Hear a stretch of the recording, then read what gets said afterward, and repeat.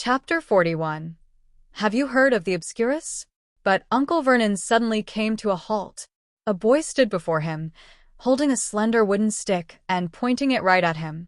Ha ha, are you trying to pick my teeth with that stick? Uncle Vernon sneered. Yet Aunt Petunia's face turned pale with shock. No, Vernon. Come back. He's just like those others. What? At those words, Uncle Vernon swiftly raised his rifle once more, aiming it at the boy. Xiaoji cast a cold glance at the rifle in his hand, then gave a slight flick of his wand. Instantly, the rifle transformed into a slimy snake. Ah! What's happening? Terrified, Uncle Vernon tossed the snake aside. His face turned ghostly white as he backed away, stepping in front of Aunt Petunia to shield her. You'd better stay silent, or else I'll turn you all into mice. The Dizzleys trembled in fear, huddling in a corner of the room, too scared to utter another word. Xiaoji turned back to Harry Potter, who stood frozen in awe. Happy birthday, Mr. Potter. Oh, thank you. Though still a bit frightened, Harry noticed this boy seemed about his own age and appeared quite kind. His fear quickly began to fade.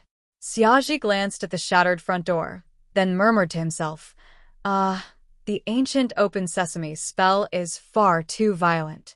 Alohomora is much gentler. He waved his wand. Reparo. Then he turned back to Harry.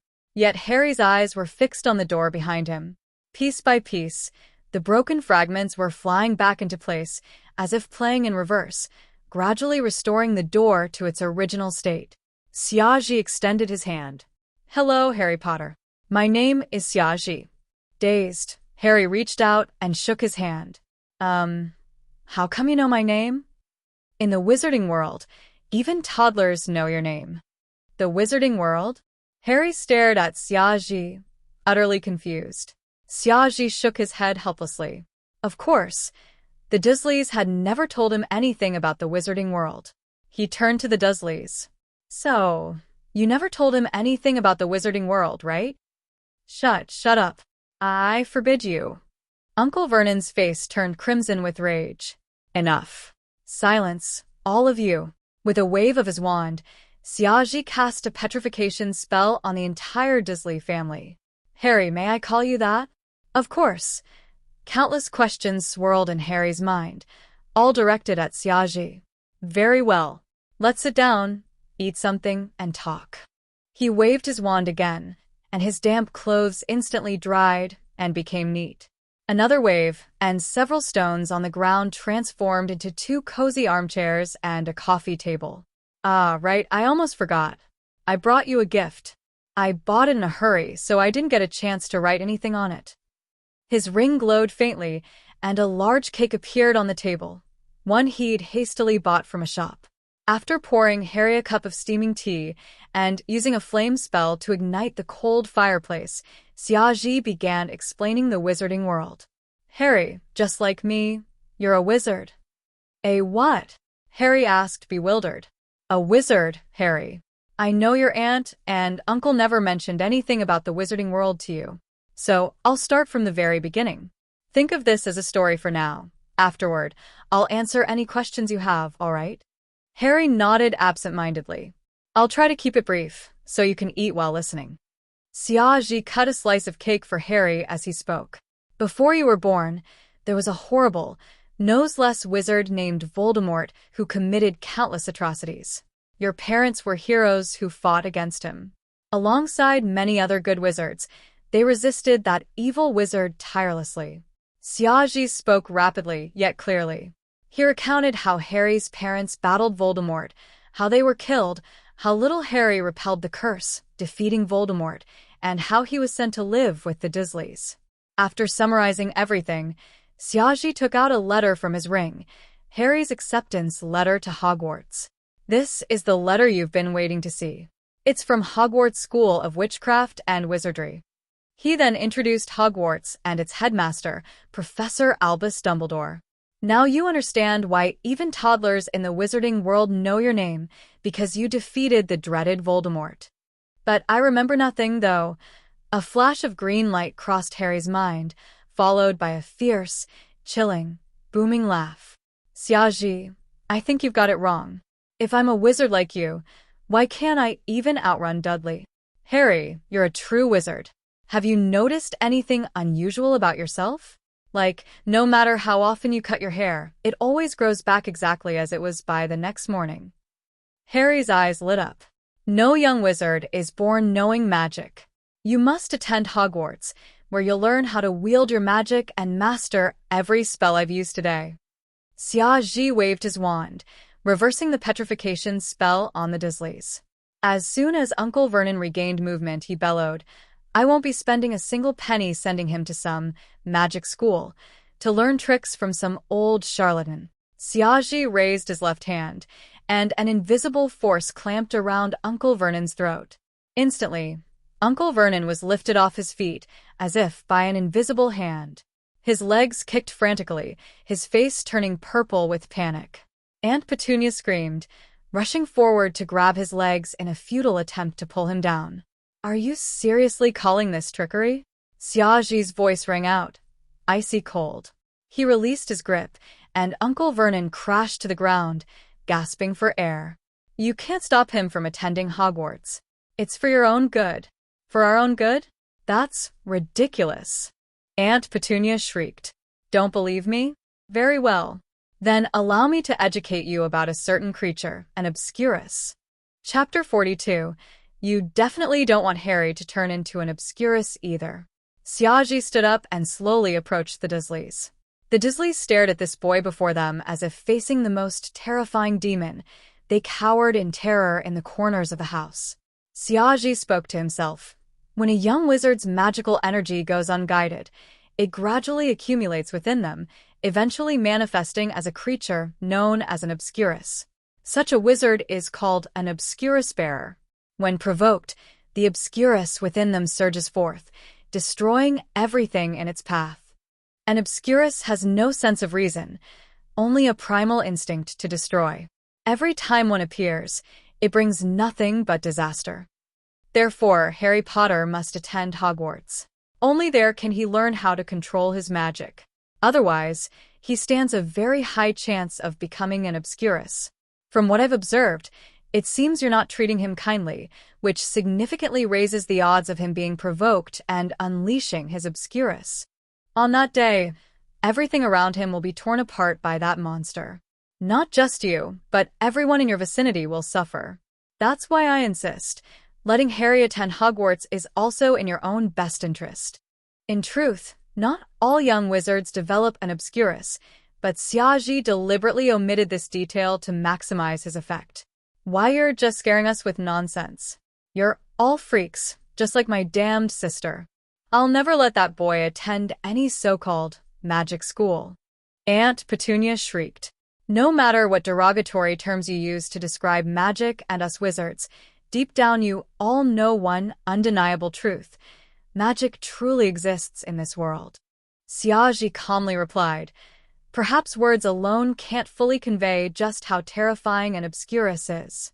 So, with that, he took out from his ring a large pipe he bought in Diagon Alley, one that was still lit. He'd prepared this specifically for this moment. He raised the pipe, took a deep puff, and exhaled a thick stream of smoke. The smoke drifted through the air, then strangely twisted, gradually forming an image. It depicted a peaceful neighborhood, and in the middle of the street stood a raggedly dressed child. Suddenly, a torrent of utterly malevolent black mist erupted from that child.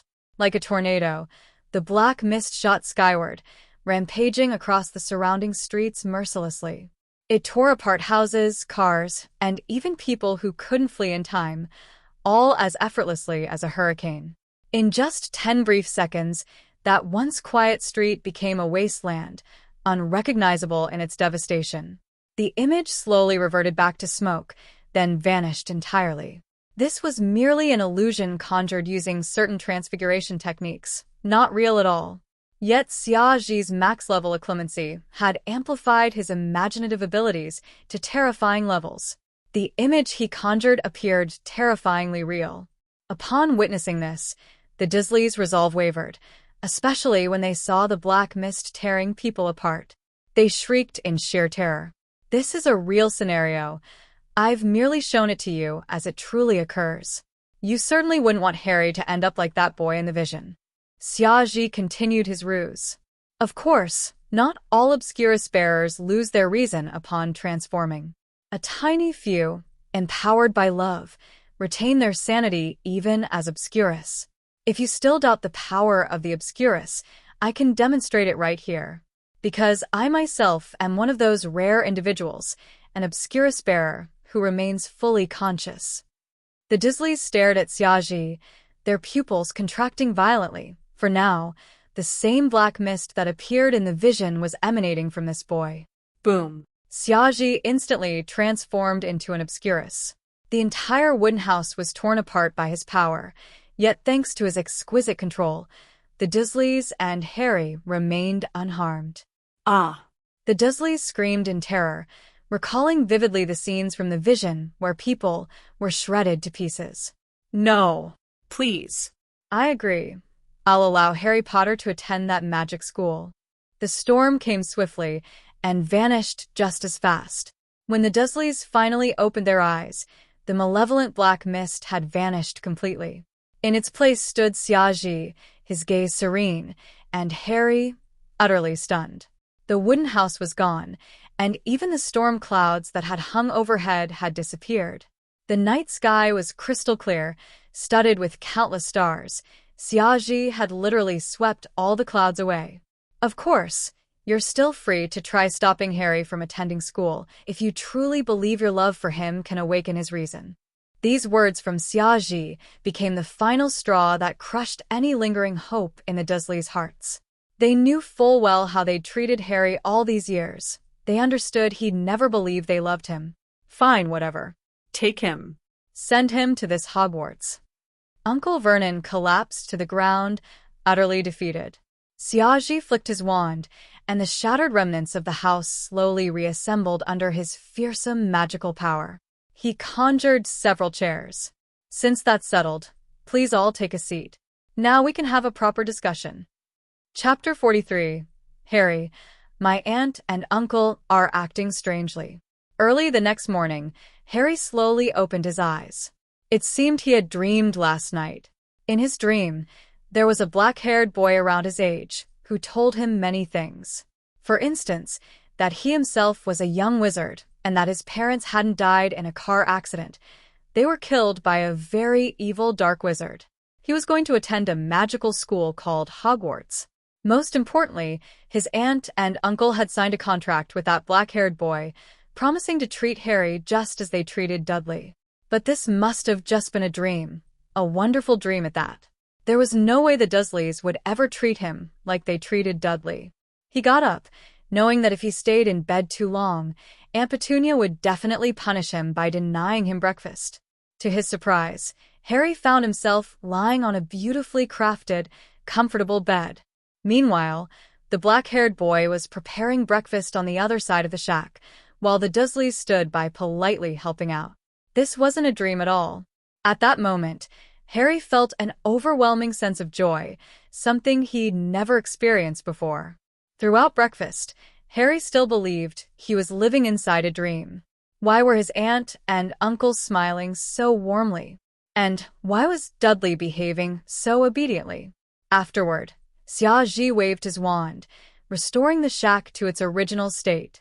That lovely bed, those comfy sofas, the shiny coffee table, all reverted back into mere piles of rotten wood. Harry watched all this in awe. Such magical wonders. He could never get enough of them. Will I ever be able to perform magic like this? Xiaji led Harry outside the shack, then turned to hand a piece of paper to the Dursleys. If possible, drive to this address this afternoon to pick Harry up. And don't forget the contract we signed. Of course. I'm a man of my word. Vernon grinned ear to ear. Harry stared in shock at his uncle. He had no idea what Xiaji had discussed with them after he fell asleep last night. Just last night, Vernon had signed the contract looking utterly miserable, as though he'd swallowed a fly. Now, though, Harry noticed a hint of affection in Vernon's eyes. It was utterly bewildering. Had Xiaji cast some spell on him? Xiaji, why have Uncle Vernon and the others changed so much? Harry asked once the Dursleys returned inside. Xiaoji chuckled. I simply signed a contract with them and made a little deal.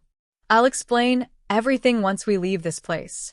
Of course, Xiaoji hadn't cast any spells on the Dursleys.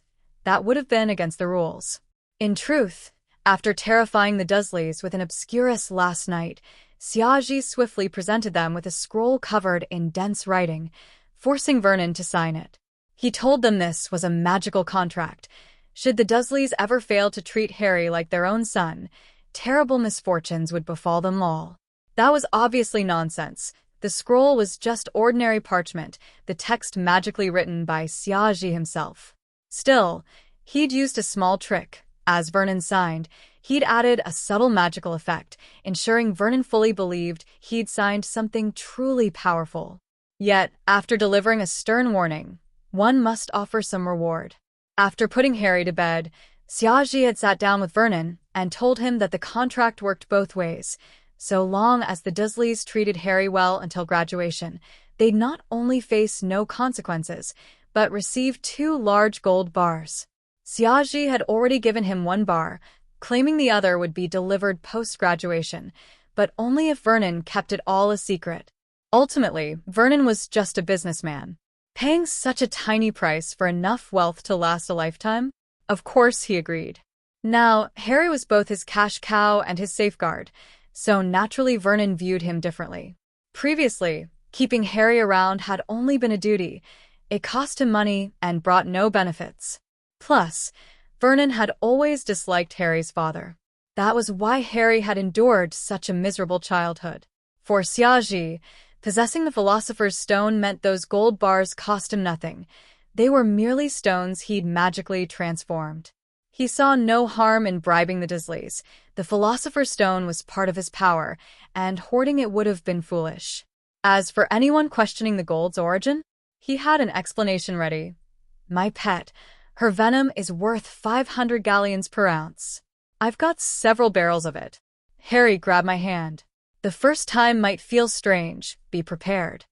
Xiaoji reached out. Confused, Harry took his hand, and suddenly, there came a sharp crack, like a whip striking the floor. In an instant, both Harry and Xiaoji vanished from sight.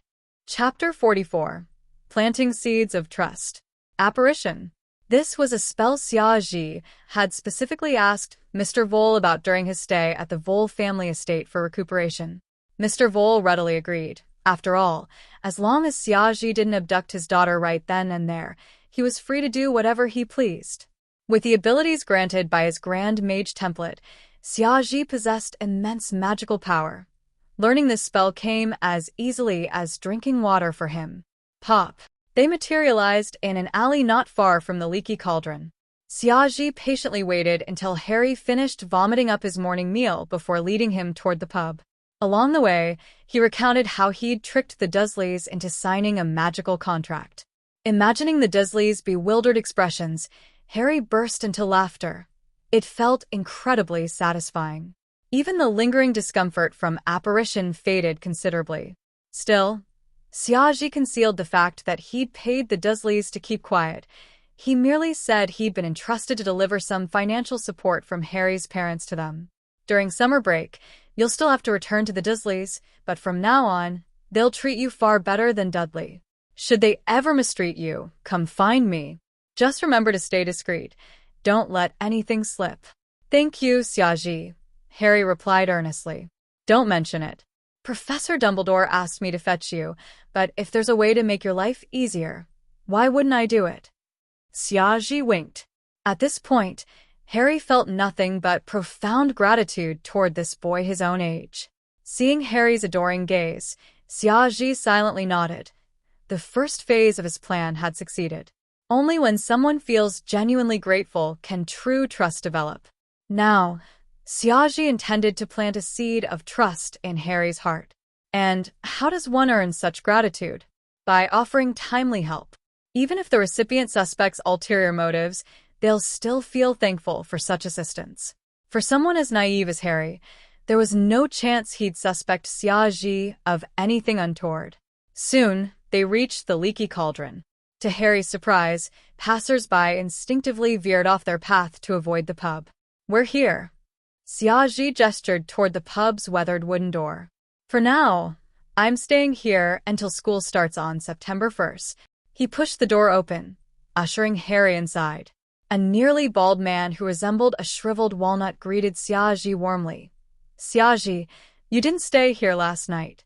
By the way, your hot pot was splendid. If you don't mind, I'd like to add it to my menu." "Of course I don't mind, Tom. In fact, if it's already on offer, I won't have to make it myself." "Wonderful. If it's you recommending it, I won't charge a penny. Wait, is that Harry Potter?"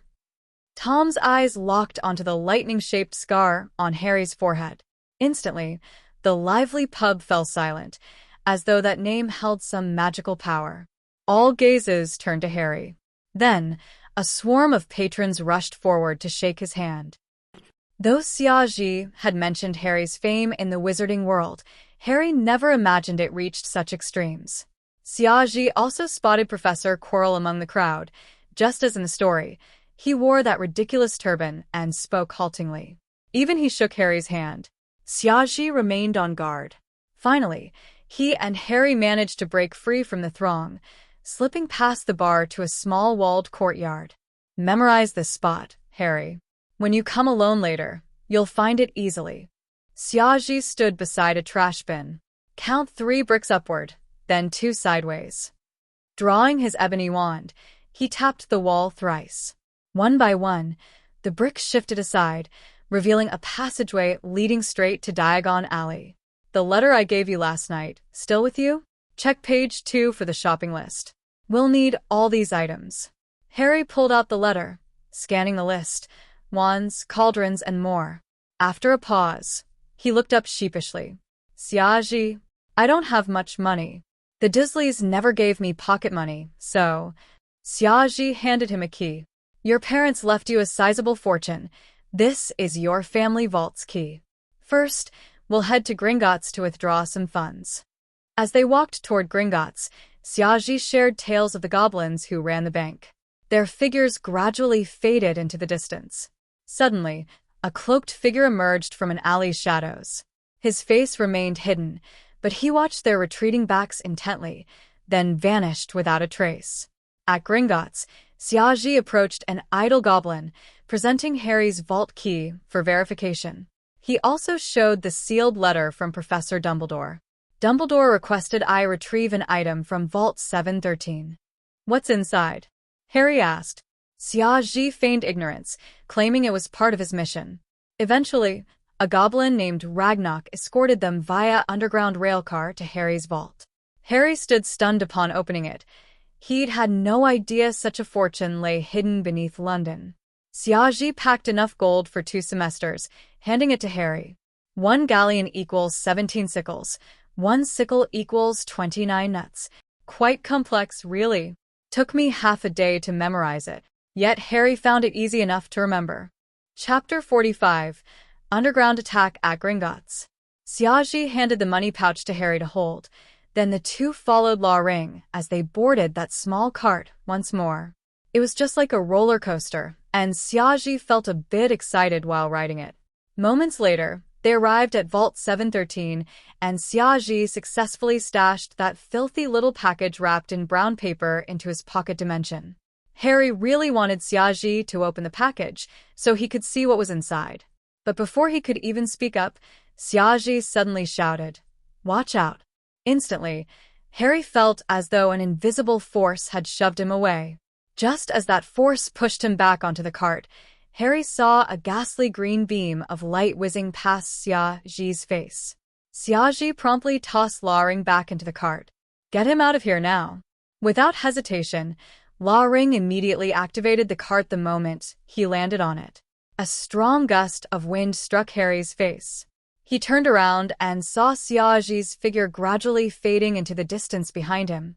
From afar, Harry could clearly make out a wizard clad in a black cloak, whose face remained hidden, glaring resentfully as he watched the cart carrying Harry disappear. Then he turned back to engage Xiaoji in combat. Even from this distance, the battle appeared ferocious. Walls and floors were frequently blown apart by spells.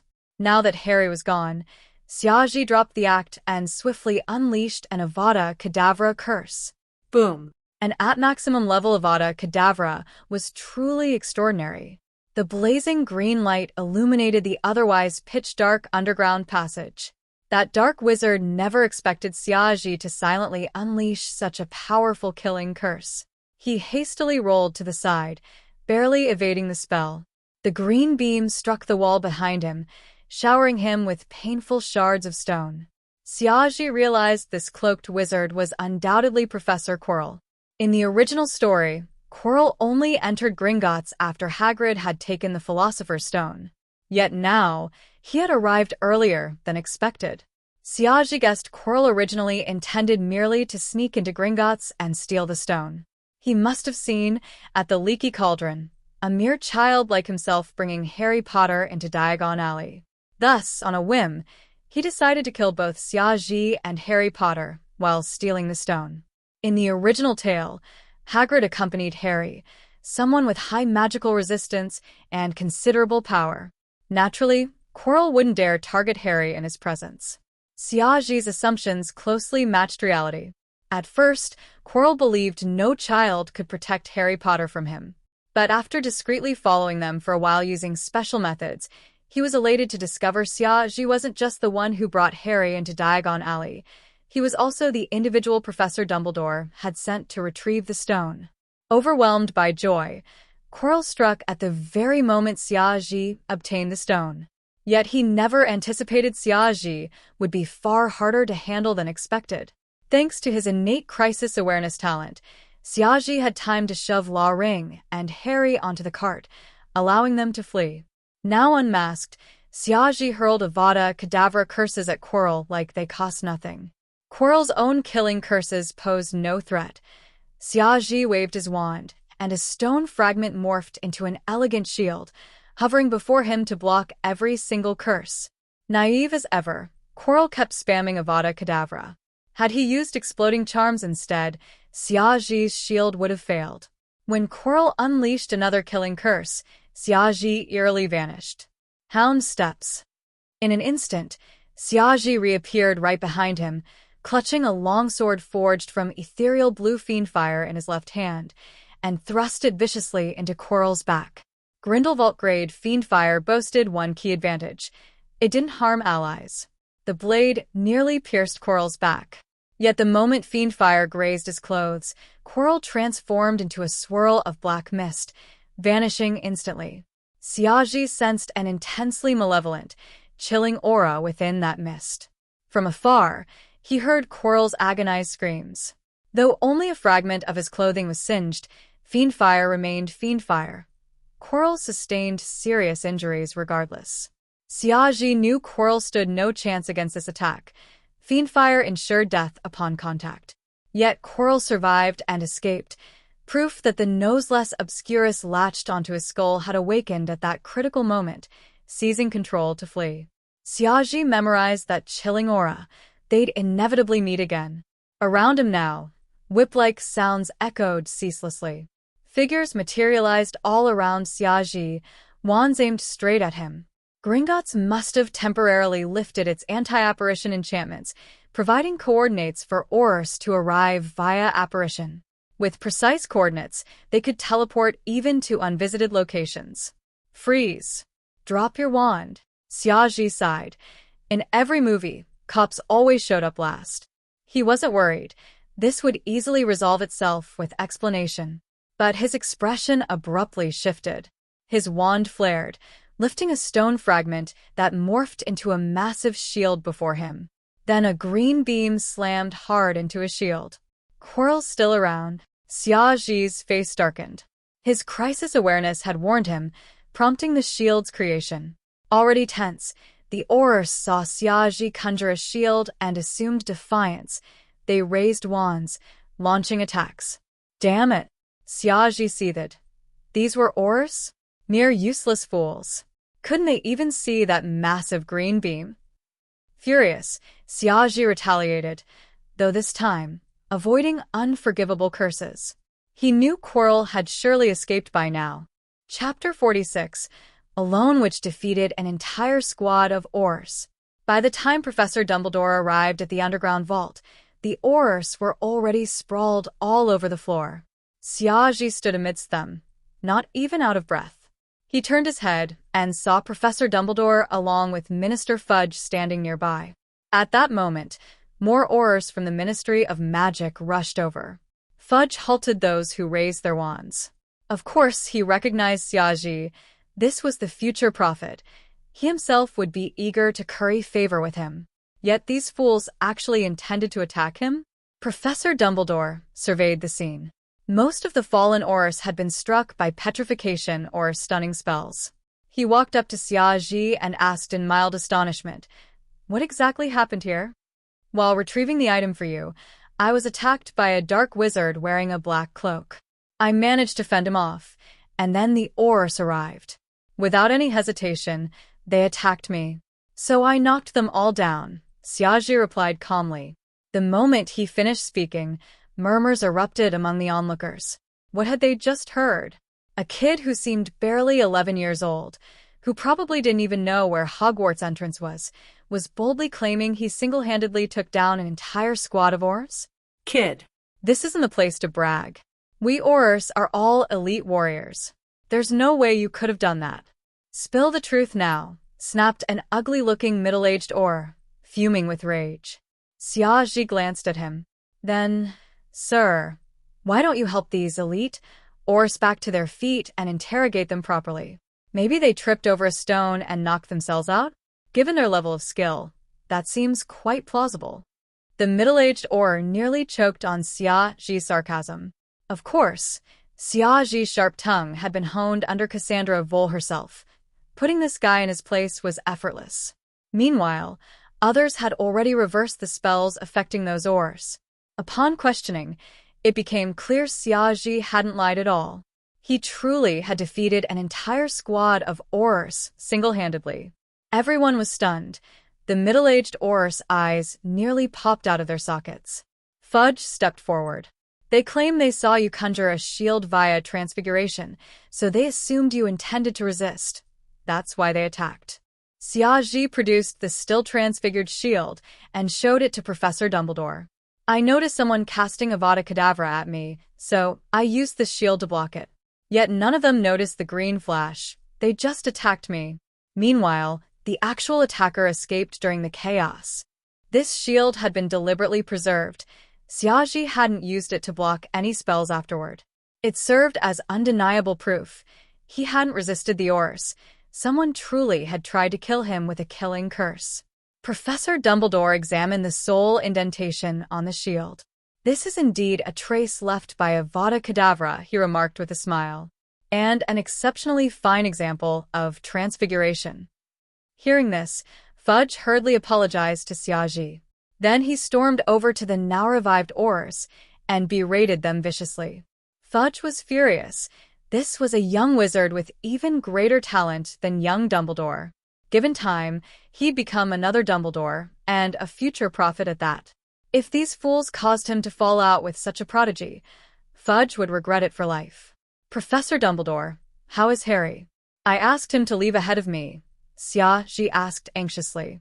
"Thanks to your vigilance, Harry's perfectly fine," Dumbledore replied warmly. "He's waiting for us now with Hagrid. Hagrid's our Hogwarts gamekeeper, a wonderful man." "That's wonderful to hear. If anything had happened to Harry, I'd have felt guilty for eternity," Xiaji said earnestly. Should Harry have come to harm, Xiaji's rewards would have vanished too. Even under Xiaji's fully mastered clemency, Dumbledore sensed his sincerity. "I'm glad you're both safe. Now let's head upstairs. These folks can handle the rest. Harry's waiting for you. It seems you two get along splendidly." "Of course. We're friends now." At the mention of friends, a hint of delight flashed across Dumbledore's face. Professor Dumbledore, this is what you asked me to retrieve." "That dark wizard must have been after this," Xiaji said, handing over a grimy little parcel. Dumbledore exchanged a complex glance with Xiaji, then took the package, apologetic. "I owe you a sincere apology, Xiaji. Had I not asked you to fetch this, neither you nor Harry would have faced danger. Xia, she shook his head. It was just an accident. No one intended this to happen. If you truly feel bad, then treat Harry and me to some ice cream. Oh, absolutely. I adore ice cream myself. I know just the place. Their ice cream is absolutely divine. At the mention of sweets, Dumbledore's spirit soared. It truly was an accident. In the original storyline, nothing happened when Hagrid retrieved it.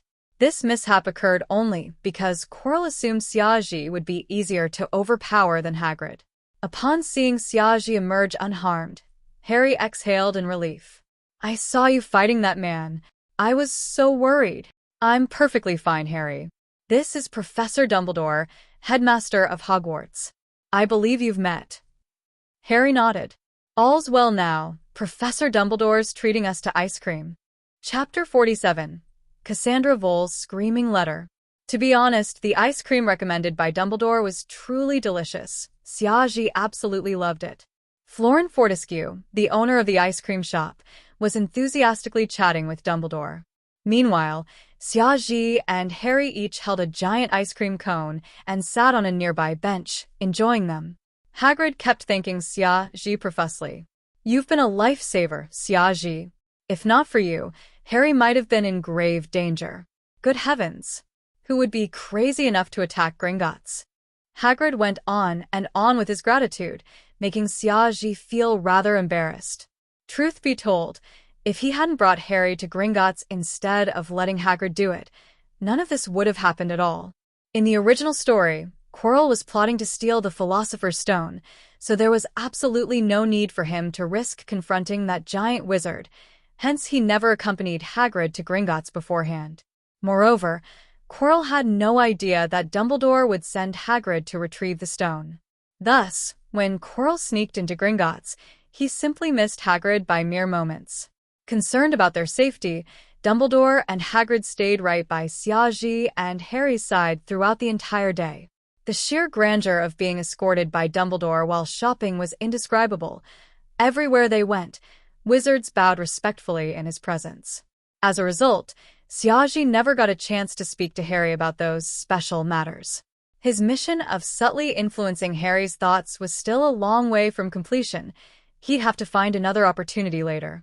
Hagrid bought a snowy owl for Harry as a birthday gift, and Harry joyfully named it Hedwig.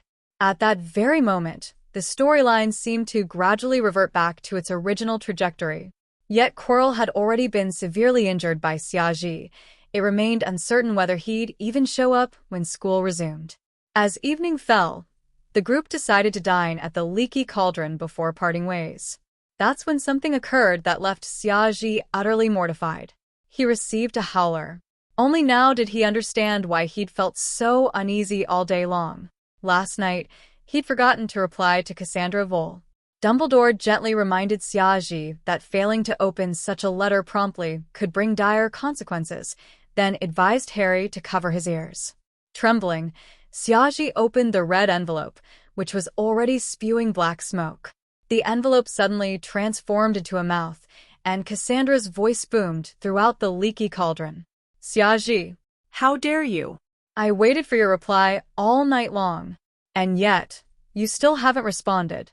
Just now, Mom told me that you fought a dark wizard and an entire Auror squad at Gringotts. Dad and Mom both said how incredible you are.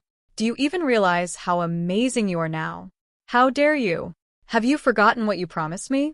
What if something happened to you? You're only 11. You haven't even set foot in Hogwarts yet.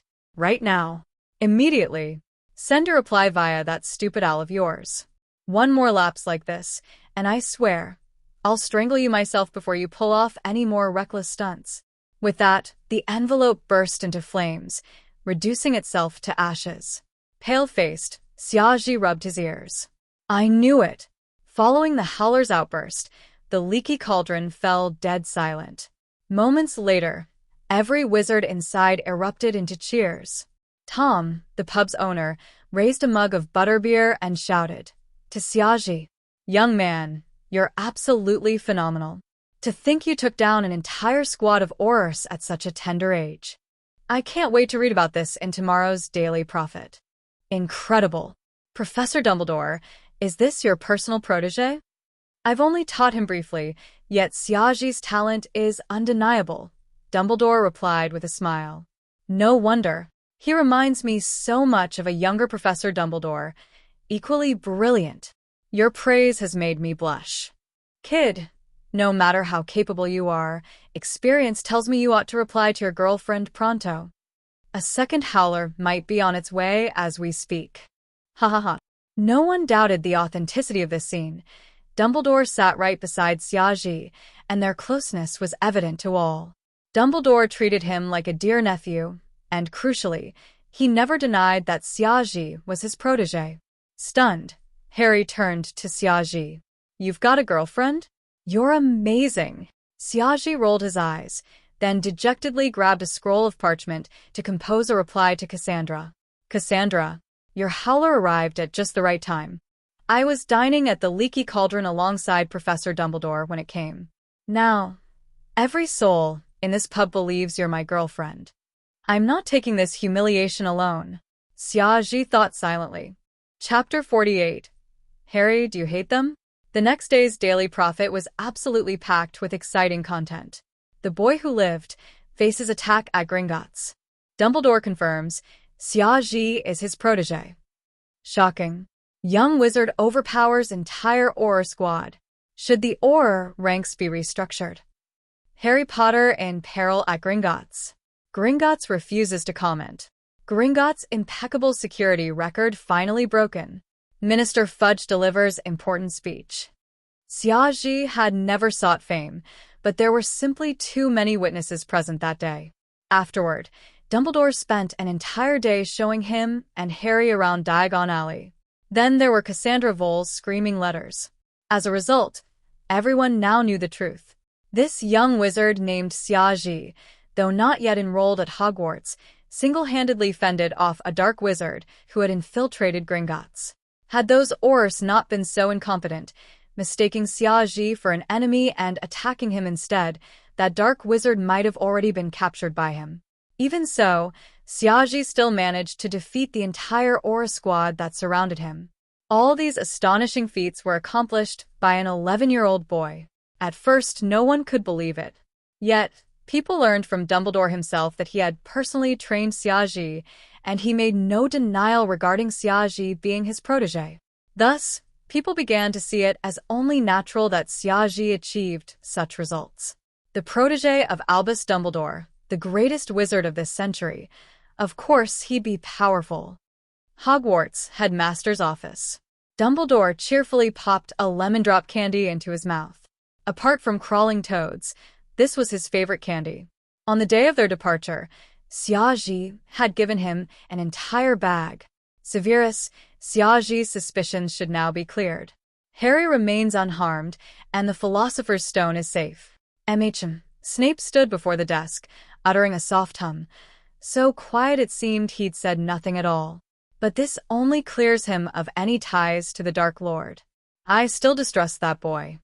As always, Snape wore a cold expression. Severus, what troubles you? He saved Harry and protected the Philosopher's Stone. Even if he's proven unrelated to the Dark Lord, it doesn't rule out the possibility that Xiaji could become the next Dark Lord in the future. Snape spoke each word deliberately. That's precisely why we must work together, Severus. He'll soon be our student. Dumbledore spoke happily. Isn't it our duty as professors to guide students and keep them from going astray? Humph. I only hope that ridiculous giant's brain hasn't been clouded by all these praises. Dumbledore's protege? Ha. Is that your goal?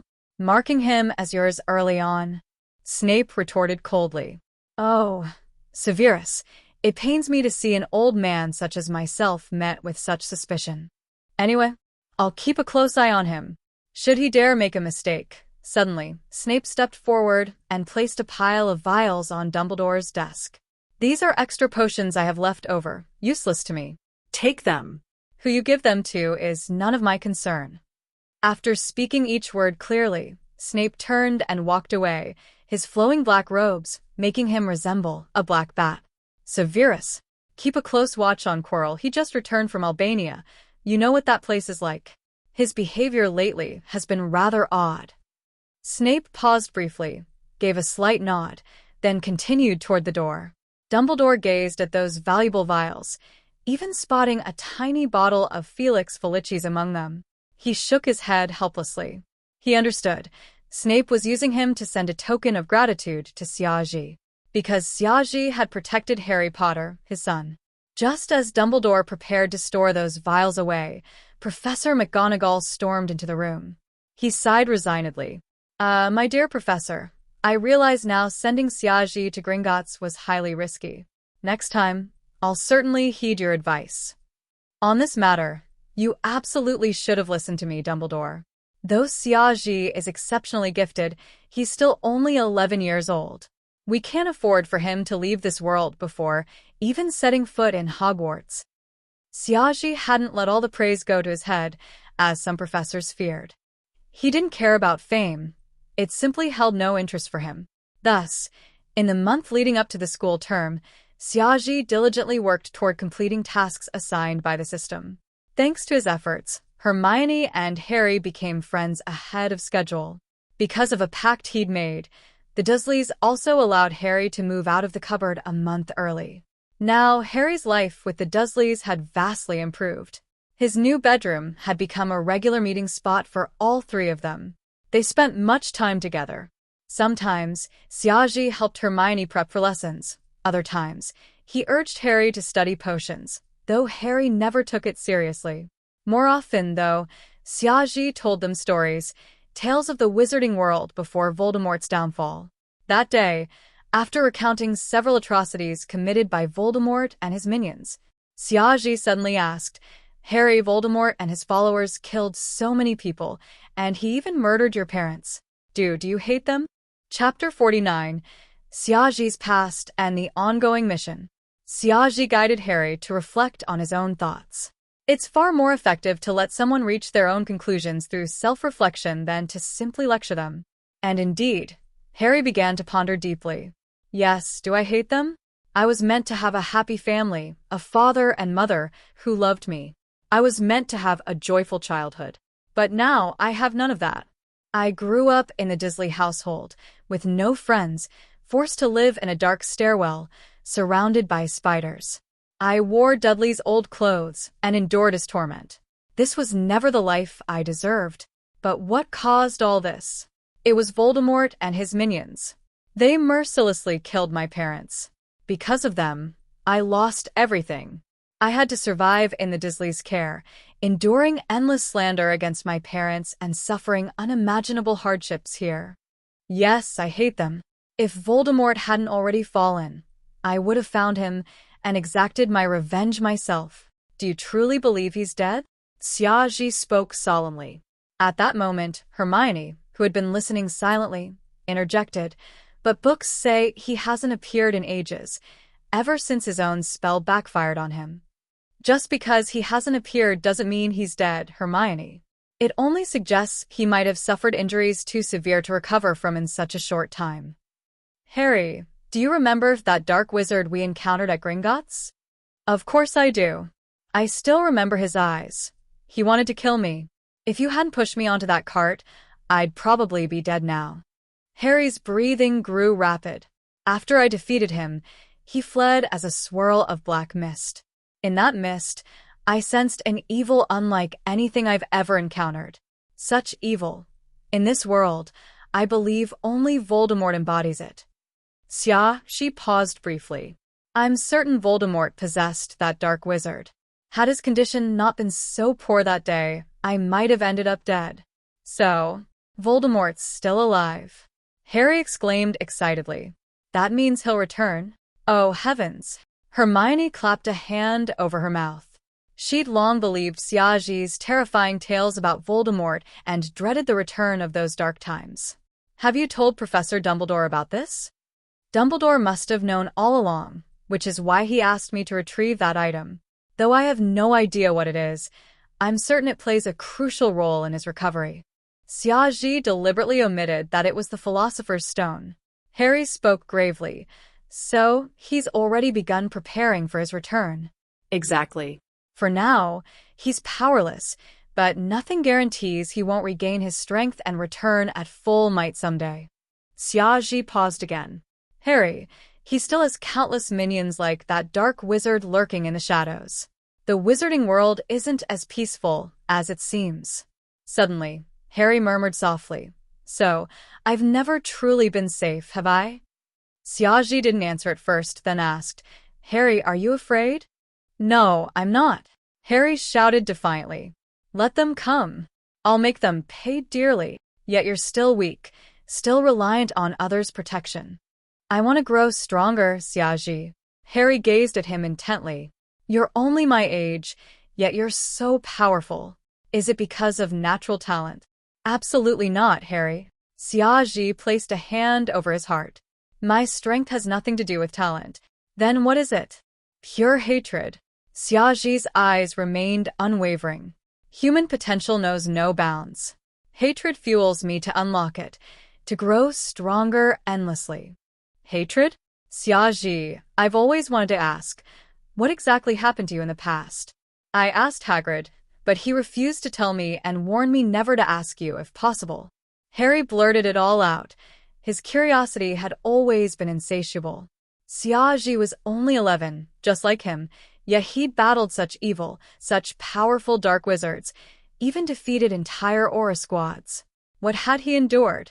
Hermione had already heard of Xiaji's encounter with Harry that day, and after attempting transfiguration herself, she realized how nearly impossible it was to conjure a phoenix, as he'd done. She, too, was desperate to know his story. Xiaji fell silent, gazing out the window, his eyes unfocused. I'm sorry, Xiaji. I didn't mean to pry. Harry apologized. He sensed Xiaji's past held untold pain, and regretted asking instantly. There's nothing to hide, Harry. You're both my friends, aren't you? Xiaji smiled gently. Hearing the word friends and learning he'd share his deepest secrets, both Harry and Hermione felt warmth and profound guilt. Harry felt terrible. He shouldn't have asked, especially after Hagrid's warnings. It's all right. It feels like ages ago. Xiaji chuckled. Truthfully, these events happened just 2 months back. Harry, 2 months ago, I knew nothing of the wizarding world or magic itself.